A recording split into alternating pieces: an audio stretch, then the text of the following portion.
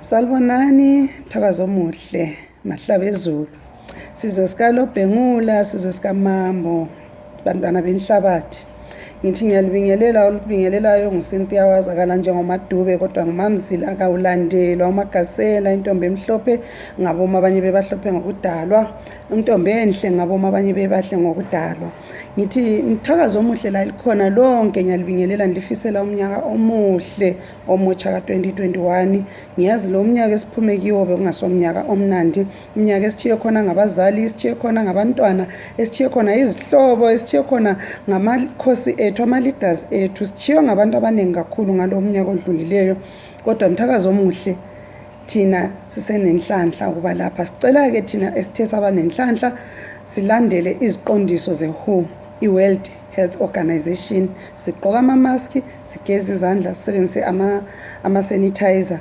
Njalo singasondelelani, singabi duze, singaphumi ezindlini uma kungela sidingo sokubana siphume, silandele mhlawumbe kwazi bani singavikeleka ngalokho. Ngiyazi abaningi asikukholwa lokho kwe-COVID-19 kodwa asizameni mahlabezulu mhlawumbe singaphila. Bese ngithi dudu kibo bonke ogoqela nami esithiwe izihlobo, ngoba ngiyazi imideni eminingi kakho ongathiwanga isihlobo ngalolu bhubhane. Lami ngithiwe umuntu obesenhlizweni yami, ubaba omncane uGumede uphakathwayo, u4 phakathwayo, abasunguli be-LMF ngezobuhlungu. Kodwa singathini, bekuyisikhathi inkosi ibisivumile ukuthi bachiyele thina inqobe. Mthakazo omuhle cela-ke lizigcine lizinakekele, likwazi ukubana sonke isikhathi uma uphuma nje uphuma kulesidingeko esiqhakathekileyo ukuthi uyakhona. Abangane asikhulumenini ngamafoni ukuze sivikeleke. Mthakazo omuhle, hayi ngikhona isikhathi eside ngingakhulumi kodwa hayi ngikhona.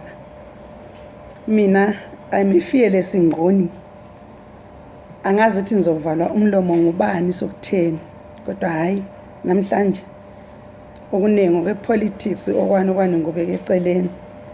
Engize ngakho namhlanje isicelo njengomzali, njengo-aunti, njengogogo, sengingugogo ndabazukulu mina. Engikucelayo yikubana asifundiseni abantwana bethu inhlonipho esakhuliswa ngayo thina. Ngiyazi umthakazo wakhuliswa ngenhlonipho enkulu. From 70s kusiya phansi sakhuliswa ngenhlonipho thina. Sasikwazi ukuthi umuntu omdala uyahlonitshwa kungakhathalekile ungumzali wakho kumbe kakusimzali wakho.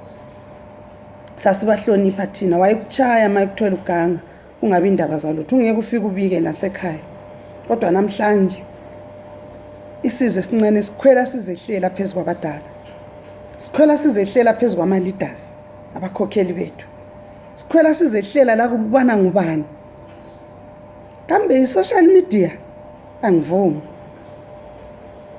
Umntwana indlela omkhulise ngayo ekhaya yiyo aphila ngayo. Yebo balutshwana abaphambukayo, kodwa kunzima ukuthi umntwana aphume endleleni wena omkhulise ngayo mzali.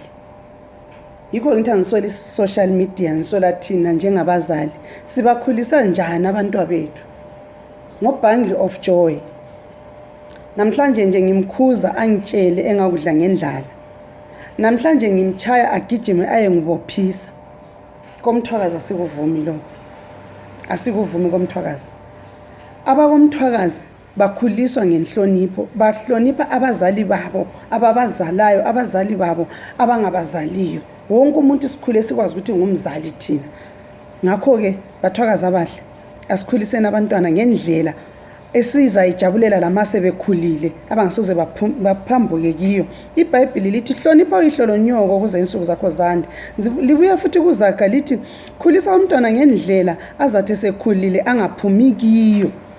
Singakhali badala kusasa abantwana mase bemosha ngoba sehlulekile thina.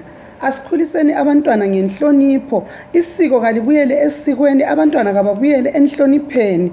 Njalo singavumeli ukuthathelwa amalungelo ethu singabazali ngabantwana ngoba kuthiwa siyabotshwa. Umntwana nami ngowami somntwana epolisa. Asikhuliseni abantwana bethu ukuthi singabi lamahloni kusasa ngabo. Ngiyabonga, mthakazo omuhle lizigcine